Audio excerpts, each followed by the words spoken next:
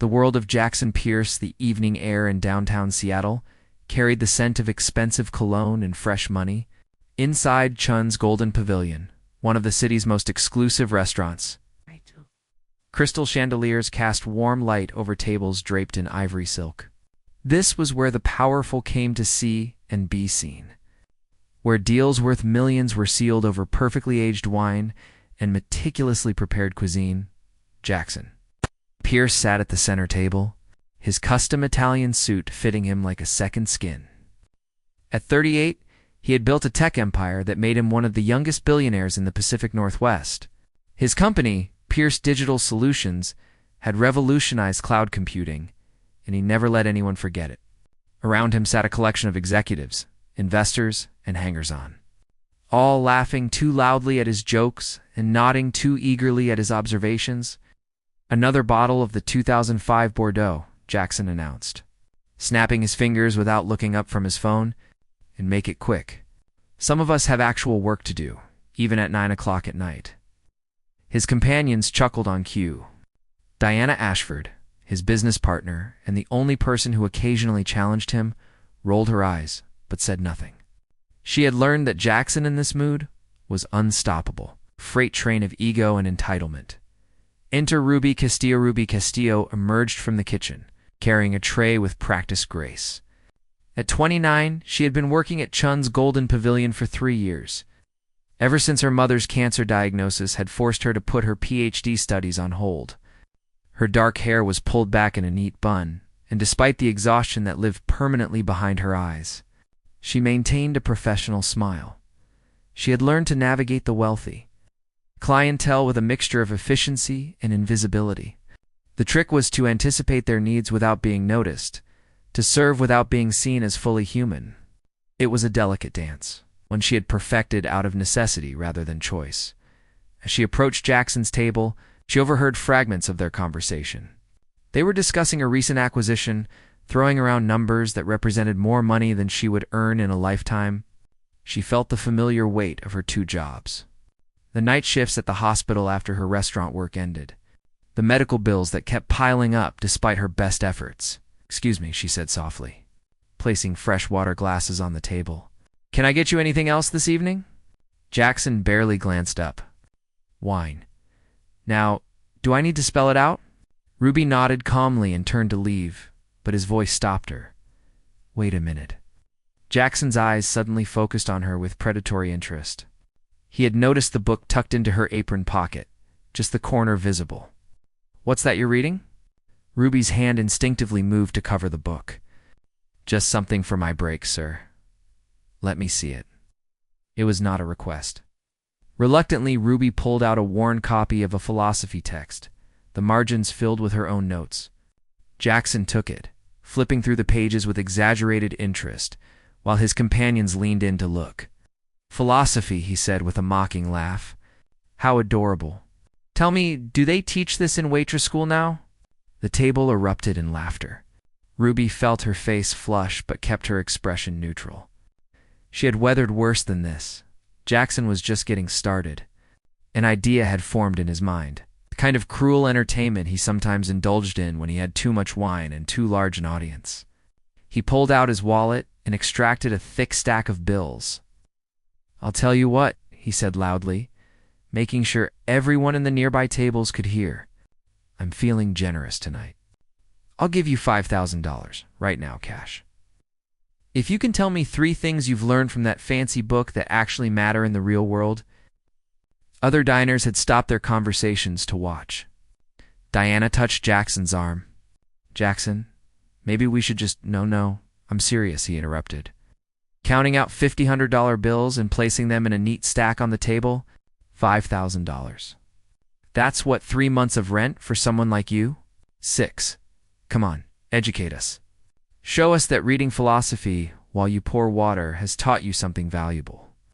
Ruby's response. Ruby looked at the money, then at Jackson, then at all the watching faces. She could feel the weight of their judgment, their expectations. Some expected her to grab the money and run. Others expected her to break down in humiliation. She could see the anticipation in their eyes. Hungry for entertainment at her expense, She took a slow breath and met Jackson's eyes directly. "The first thing I learned," she said, her voice steady and clear, "is that people who need to prove their worth with money usually have nothing else of value to offer." The smirk on Jackson's face faltered slightly. "The second thing," Ruby continued, "is that true power lies not in what you can buy, but in what you choose not to. You could buy my humiliation tonight, but you cannot buy my respect.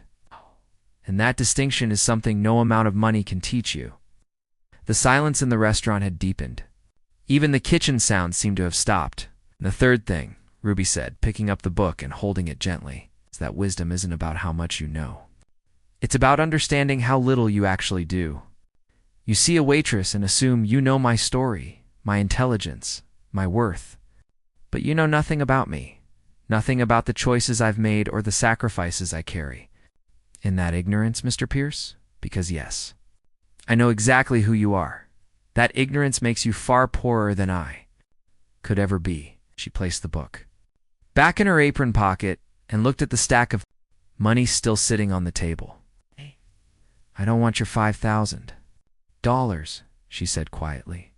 "I want something far more valuable. I want you to remember this moment. I want you to remember that the next time you decide someone's worth based on how they earn their living, there's a whole human being there, with dreams and intelligence and dignity that your money can never touch." The aftermath, Ruby turned and walked back toward the kitchen, her heart pounding so hard she thought it might burst through her chest. Behind her, the restaurant remained silent. Jackson sat frozen, his hand still hovering over the money, his mouth slightly open in shock. Diana was the first to move, slowly starting to clap. The sound was sharp in the quiet space. A few other diners joined her, then more, until scattered applause filled the room. Jackson looked around, his face cycling through expressions: shock, anger, embarrassment, and finally, something that might have been shame. He had been humiliated, yes, but not in the way he had intended for Ruby. He had been beaten at his own game by someone he had underestimated completely. Well, Diana said dryly, taking a sip of her wine, "That was educational." Jackson pushed back from the table abruptly. "I need air," he muttered, standing so quickly he nearly knocked over his chair. Outside, Seattle night had grown colder. Jackson leaned against the brick wall of the restaurant, his breath visible in the chilly air. His hands were shaking slightly, though, whether from anger or something else, he could not tell. Inside, Ruby had made it to the kitchen before her knees finally gave way. She caught herself on the counter, breathing deeply, the adrenaline that had carried her through the confrontation now leaving her system in waves. Mr. Chen, the restaurant owner, appeared beside her. "Ruby, that was either the bravest or the most foolish thing I've ever seen." "Probably both," Ruby admitted with a shaky laugh. "For what it's worth," Mr. Chen said, his weathered face breaking into a smile, "I've wanted to say something like that to customers for 30 years. "You just earned yourself a raise," Ruby smiled, but her mind was elsewhere. She was thinking about her mother in the hospital, about her brother Tommy struggling with tuition, about the philosophy degree she had abandoned to take care of her family. She was thinking about all the Jackson Pierces in the world who never saw people like her as fully human, and she was thinking about the look on his face when she had refused his money. That brief flash of something vulnerable beneath all that arrogance. Jackson's sleepless night. Jackson did not return to the restaurant that night. He sent Diana back with his apologies and drove home alone, through the city streets that usually made him feel powerful and successful. Tonight, they just looked cold and empty. In his penthouse apartment overlooking Elliott Bay, surrounded by expensive art and designer furniture, Jackson poured himself a drink he did not want and sat in the dark. He kept replaying the scene in his mind, hearing Ruby's words over and over. "True power lies not in what you can buy, but in what you choose not to." He thought about the last time someone had challenged him like that. He could not remember a single instance.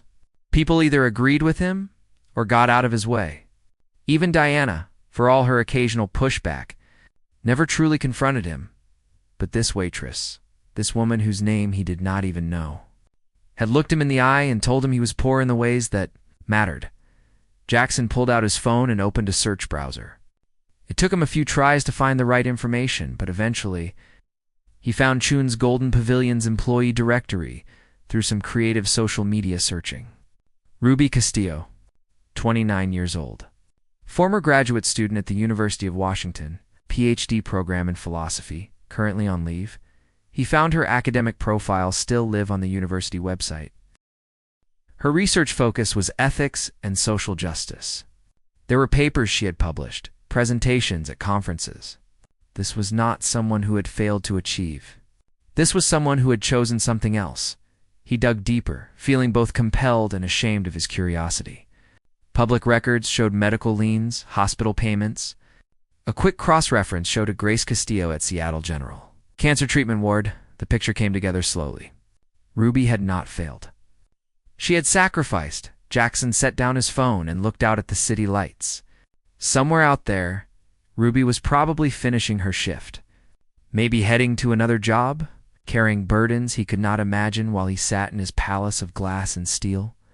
For the first time in years, Jackson Pierce felt genuinely small the morning after Ruby woke to the sound of her phone buzzing insistently on the nightstand. The small apartment she shared with her brother Tommy was quiet, except for the distant hum of traffic.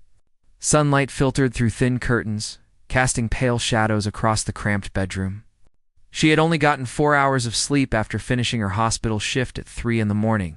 The phone stopped buzzing, then immediately started again. Ruby grabbed it, squinting at the screen. Unknown number. She almost declined, but something made her answer. Hello? Ms. Castillo? This is Diana Ashford. I was at Chen's last night with Jackson Pierce. Ruby sat up immediately, suddenly wide awake. How did you get my number? I apologize for the intrusion, Diana said smoothly. I called the restaurant. Mr. Chen was surprisingly cooperative once I explained I wasn't calling on Jackson's behalf. I wanted to speak with you personally. What you said last night, it needed to be said. Jackson has been surrounded by yes people for far too long. Ruby rubbed her eyes, trying to process this conversation. Ms. Ashford, I appreciate the call, but I just want to forget last night happened and move on with my life. I understand completely, but before you hang up, I want you to know something. Jackson spent the entire night looking into your background. Don't be angry. He does this with everyone who interests him. He found out about your mother, your academic career, everything. Ow. Ruby felt a chill run through her. That's a violation of my privacy. It absolutely is, Diana agreed. But here's the thing. This morning, an anonymous donation of $50,000 was made to Seattle General, specifically allocated to Grace Castillo's treatment fund. The hospital called you yet? Ruby's heart stopped. What? I'm not saying it was Jackson. The donation was anonymous. But I've worked with him for 8 years, and I know his patterns. He's many things, Ruby, most of them frustrating, but when he realizes he's been wrong, he tries to fix it. Usually with money, because that's the only language he truly understands. Ruby was silent, her mind racing. $50,000. That would cover her mother's experimental treatment, the one their insurance had denied. That would mean her mother had a real chance. Why are you telling me this? Ruby asked quietly. Because Jackson won't. His pride won't let him. But you deserve to know that your words reached him, even if he doesn't know how to show it properly. Diana's voice softened. What you did last night took courage.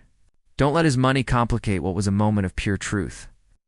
After Diana hung up, Ruby sat motionless on her bed. Tommy appeared in the doorway, his hair sticking up in every direction, wearing an old college sweatshirt. Who was that?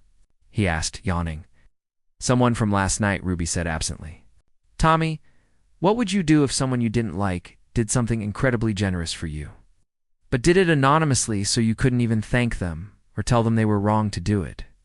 Tommy scratched his head, thinking. I guess I'd focus on who it helped rather than who did it. Why? What happened? Before Ruby could answer, her phone rang again. This time, it was Seattle General. The conversation that followed left her in tears.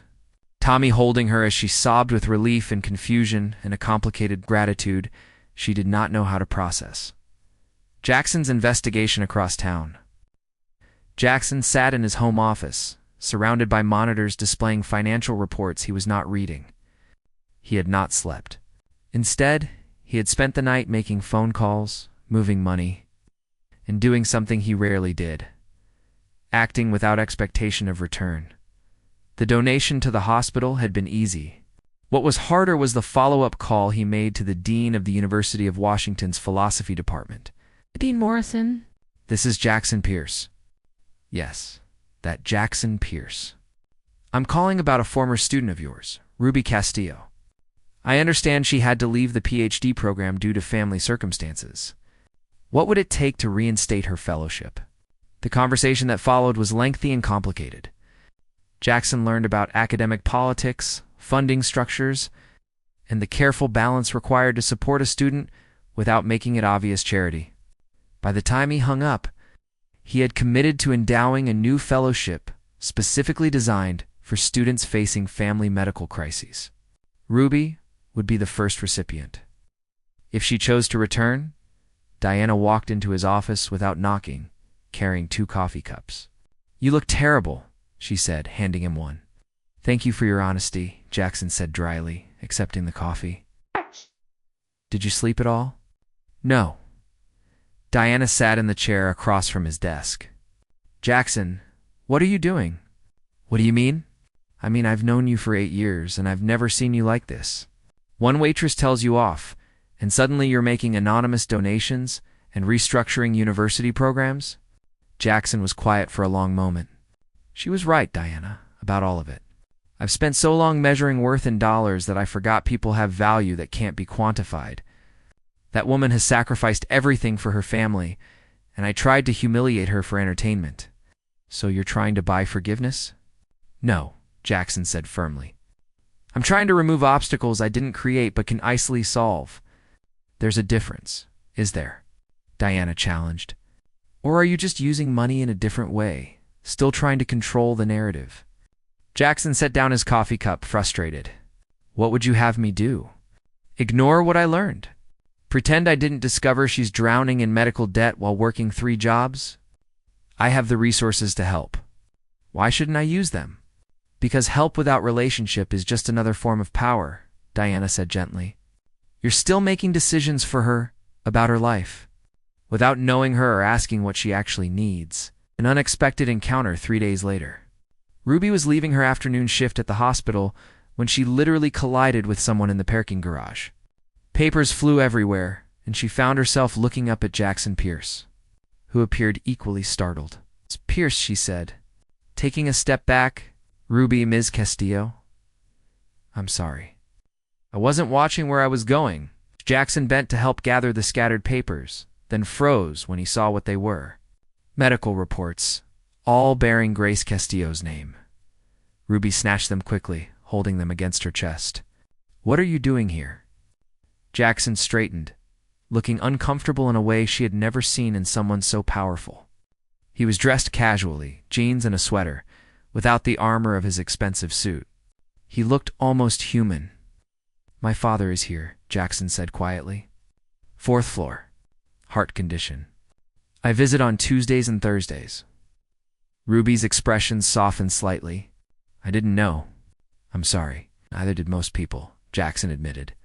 "I don't exactly advertise vulnerability." He paused, seeming to struggle with something. "How's your mother?" Ruby studied him carefully. "Why do you want to know?" "Because I've spent the last 3 days thinking about what you said, about how I know nothing about the people I judge. I'd like to know something real if you're willing to share it." There was something in his voice, a genuine humility that Ruby had not expected. She thought about walking away, about maintaining the boundary between their worlds. But something about his honesty, the admission of his father's illness, made her pause. "There's a coffee shop on the ground floor," she said slowly. "I have 20 minutes before I need to pick up my brother." They sat in a corner booth, 2 cups of mediocre hospital coffee between them. Ruby talked about her mother, about the diagnosis that had come 2 weeks before her PhD qualifying exams, about the choice that had not really been a choice at all. "She raised us alone after my father died," Ruby explained, stirring sugar into her coffee. "Tommy was only 8. She worked 2 jobs to put me through college, never once complained. When she got sick, there was no question what I would do. Family comes first. Always." Jackson listened without interrupting, which might have been the most remarkable thing about the conversation. He did not offer solutions, or money, or advice. He simply listened. "My father," Jackson said, when Ruby finished, "he wasn't always sick. He used to run marathons, built his own business from nothing. When I was young, he was my hero. Then the heart attack started, and he became this fragile thing I didn't know how to talk to anymore. So I stopped visiting as much. I threw myself into work, told myself I was building something that would make him proud. But the truth is, I was running away from watching him decline." Ruby saw the pain in his face, the self-awareness that seemed new and uncomfortable. "You're visiting him now," she said gently. "That counts for something." "Does it? I spent years avoiding him, and now I show up twice a week and sit in silence because I don't know what to say. Meanwhile, you gave up everything for your family without hesitation." "We're not the same, Ruby. No one's asking you to be me," Ruby said. "We all do the best we can with what we have. You're showing up now. That's what matters." They talked for an hour, far beyond Ruby's 20 minutes. She told him about her research on ethics, about the questions that kept her up at night regarding fairness and justice in an unequal world. He told her about the pressure of building an empire, about the isolation that came with success, about the fear that removing the money and power would leave nothing of substance underneath. The other night, Jackson said as they finally prepared to leave, "I was cruel. I used my wealth as a weapon because that's what I've always done. I'm sorry, truly sorry, not because you embarrassed me, but because you deserved better." Ruby stood, gathering her things. Apology accepted. But Jackson. She used his first name for the first time. Words are easy. The real question is whether you'll actually change, or if this is just guilt that will fade once you feel better about yourself. "I don't know," Jackson admitted. "I want to change. I'm trying to change. But you're right to be skeptical.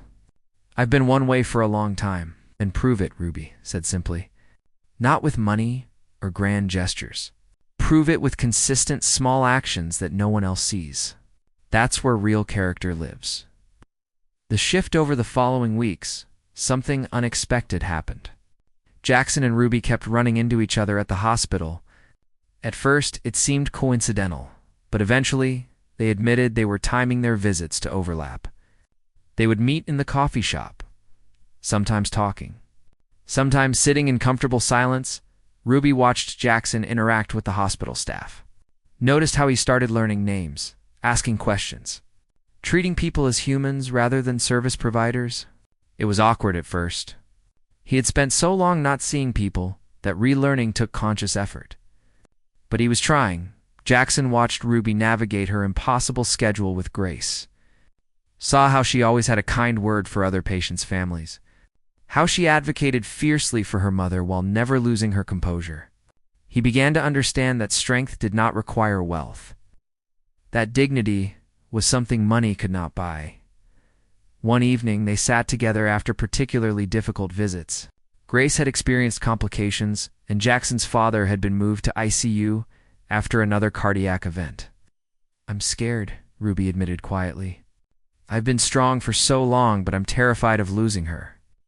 Jackson reached across the table and took her hand, a gesture that surprised them both. "You don't have to be strong all the time. That's an impossible standard." Ruby looked at their joined hands, then at his face. She saw the fear there too, the vulnerability he was learning to show. "How did we get here?" she asked. "A month ago, I couldn't stand you." "A month ago, I gave you plenty of reasons," Jackson said with a sad smile. "I'm still that person, Ruby. I still have to fight every instinct that tells me money solves everything, but I'm trying to be better. You make me want to be better." "I can't be your redemption project," Ruby warned. "I have too much of my own life to manage. I know. I'm not asking you to fix me. I'm just asking if maybe we can figure this out together. Whatever this is." Ruby pulled her hand back gently. "Jackson, our worlds are too different. You live in a penthouse. I live in a one-bedroom apartment with my brother. You make decisions that affect thousands of people. I'm just trying to keep my family afloat." "Those differences don't matter," Jackson insisted. "They absolutely matter," Ruby countered. Not because of worth, but because of reality. When your problems arise, you have resources to solve them. When mine arise, I have to choose which crisis to address first. That gap doesn't disappear because we have nice conversations over bad coffee. Jackson wanted to argue, but he knew she was right. The comfortable bubble they had created in the hospital coffee shop was not the real world. In the real world, their lives remained vastly different. The fellowship lecture a week later, Ruby received a letter from the University of Washington. She opened it while sitting at her tiny kitchen table. Tommy reading over her shoulder, "Dear Miss Castillo, we are pleased to inform you that you have been awarded the Pierce Medical Hardship Fellowship, a new program designed to support doctoral students facing family health crises. This fellowship provides full tuition, a living stipend, and flexible requirements to accommodate caregiving responsibilities. If you wish to return to the PhD program, we would be honored to welcome you back." Ruby read the letter 3 times, her hands shaking. Tommy was cheering, but she felt a complicated knot forming in her stomach. She called Jackson immediately. "Did you do this?" "Hello to you too," Jackson said. He was in a meeting, but stepped out when he saw her name. "Do what? The fellowship?" "The Pierce Fellowship. Did you create this for me?" There was a pause. "I created a program that will help students in situations like yours. You're eligible, yes, but so will dozens of others over the years. It's not about you specifically, Jackson. It's named after you." "It's obviously about me. It's named after my mother," Jackson corrected quietly. "Catherine Pierce. She died when I was 12. Cancer. My father had money, so we could afford the best treatment, but it still wasn't enough. If she had lived, she would have wanted to help people like you, people who have to choose between education and family. So yes, you inspired it, but it's not charity, Ruby. It's right." Ruby closed her eyes, fighting tears. "I don't know whether to thank you or be angry with you." "Be both," Jackson suggested. "It's okay to have complicated feelings, but please at least consider accepting. Not for me, but for yourself. You earned this opportunity years ago. I'm just removing the obstacles that shouldn't have been there in the first place." After she hung up, Ruby sat in silence. Tommy put a hand on her shoulder. "What are you going to do?" "I don't know yet," Ruby admitted. "Part of me wants to throw it back in his face, prove I don't need his help. But another part knows that's just pride, and pride won't finish my dissertation or secure my future." "Then maybe," Tommy said wisely, "the question isn't about him at all. Maybe it's about whether you want to go back to school, regardless of how the opportunity came." Ruby looked at her younger brother, surprised by his insight. "When did you get so smart?" "I learned from the best," Tommy said, hugging her. The decision Ruby walked through the University of Washington campus on a crisp autumn morning, fallen leaves crunching beneath her feet. She had not been back since she withdrew from the program 2 years earlier. The buildings looked the same, students hurrying between classes with that focused energy she remembered so well. She had an appointment with Dean Morrison. Not to accept the fellowship immediately, but to understand it fully. She needed to know this was legitimate, not just an elaborate gesture from Jackson. Dean Morrison was a woman in her 60s with sharp eyes and a warm smile. "Ms. Castillo, please sit. Can I get you tea? Coffee?"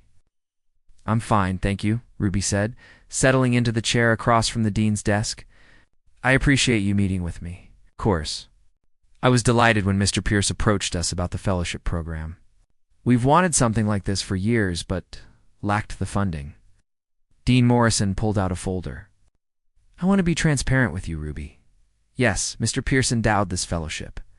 Yes, he mentioned you specifically as the type of student it should serve.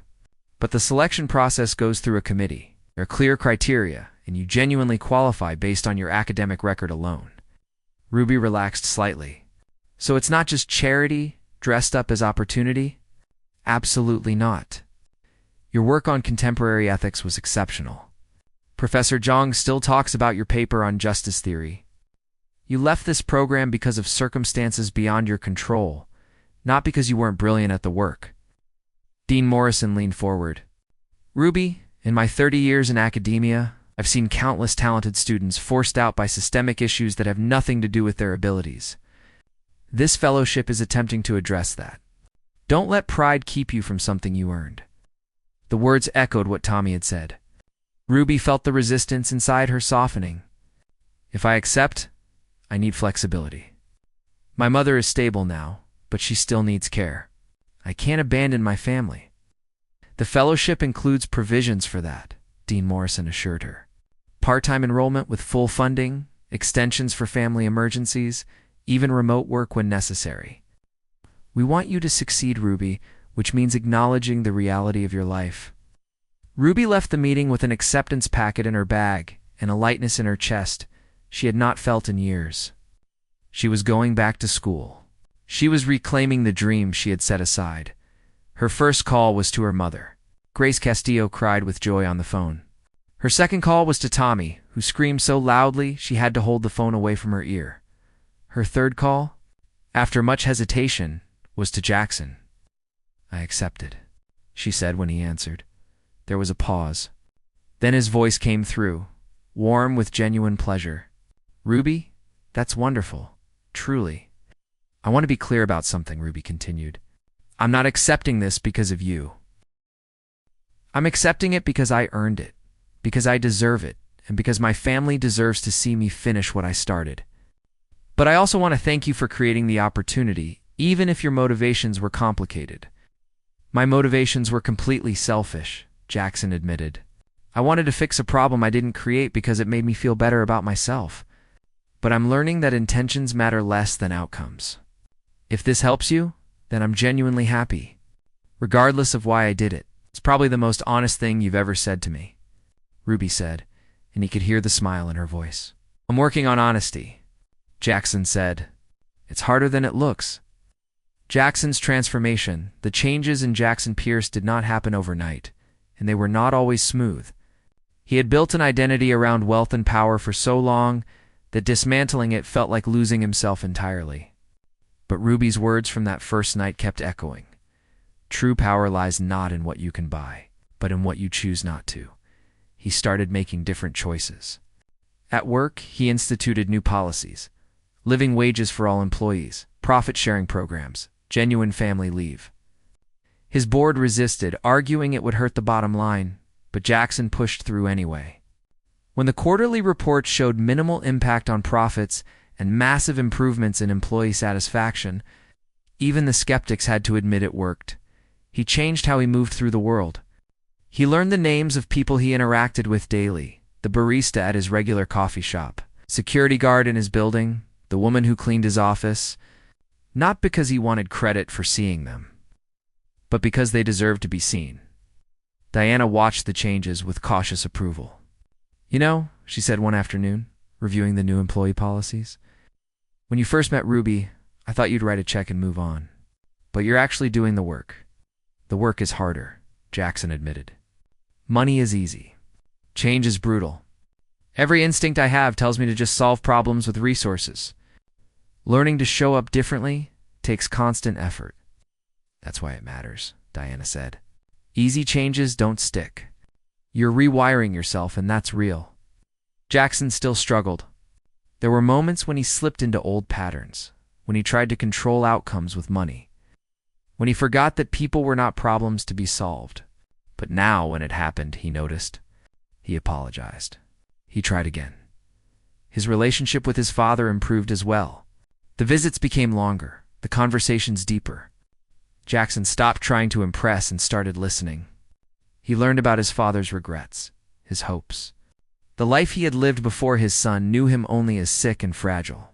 I'm proud of you, his father said one Thursday evening, holding Jackson's hand with trembling fingers. Not because of the money or the company, but because you're becoming a good man. That's harder than becoming a successful one. Jackson left that visit in tears.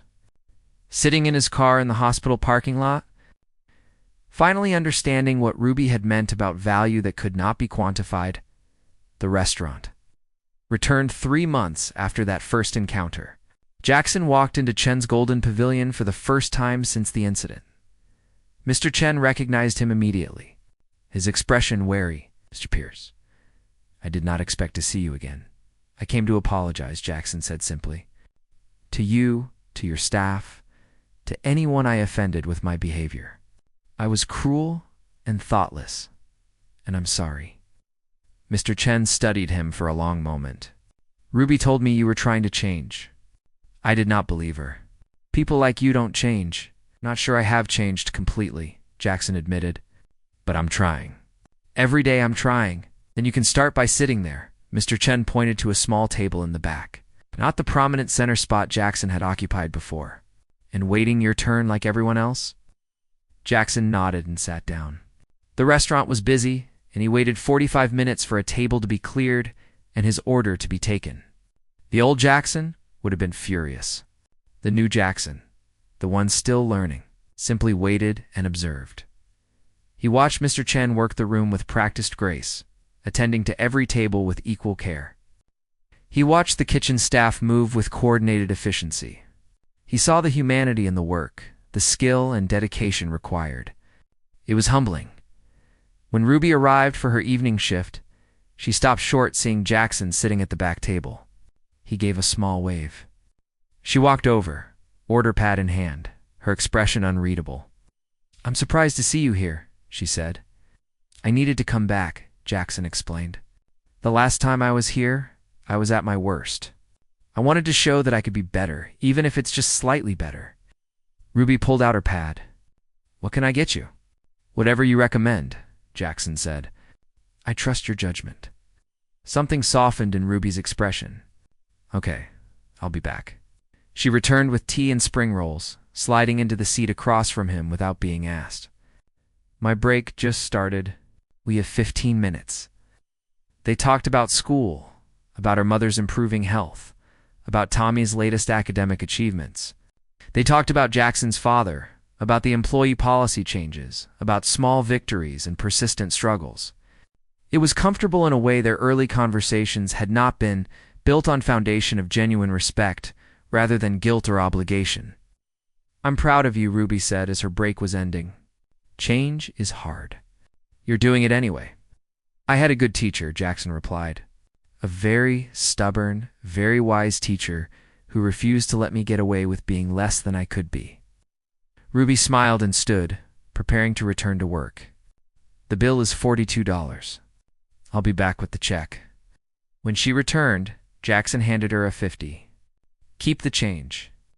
$8 is exactly 20%, Ruby observed. "Very proper." "I'm learning," Jackson said with a grin. "Slowly, but I'm learning." The gala 6 months after their first encounter, Jackson hosted the annual Pierce Digital Solutions Charity Gala, an event he had always treated as an obligation rather than a genuine opportunity to give. This year was different.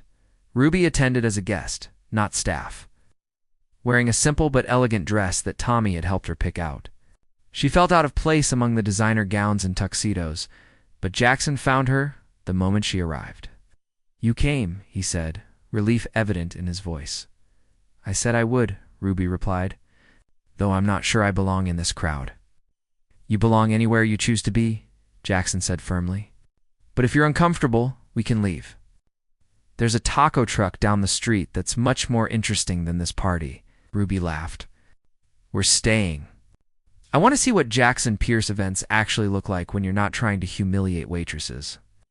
The evening was surprisingly enjoyable. Jackson introduced Ruby to people with genuine warmth, making it clear she was important to him.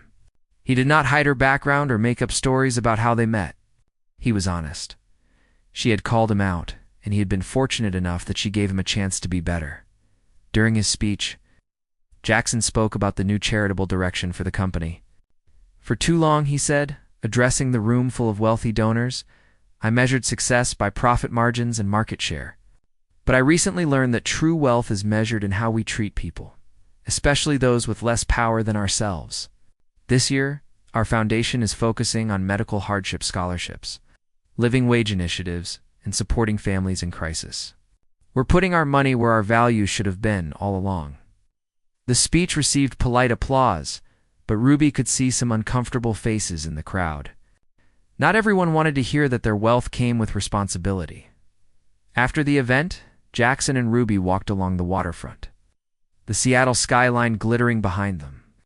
Ruby had kicked off her heels and was carrying them, her feet grateful for the cool concrete. "That was brave," Ruby said.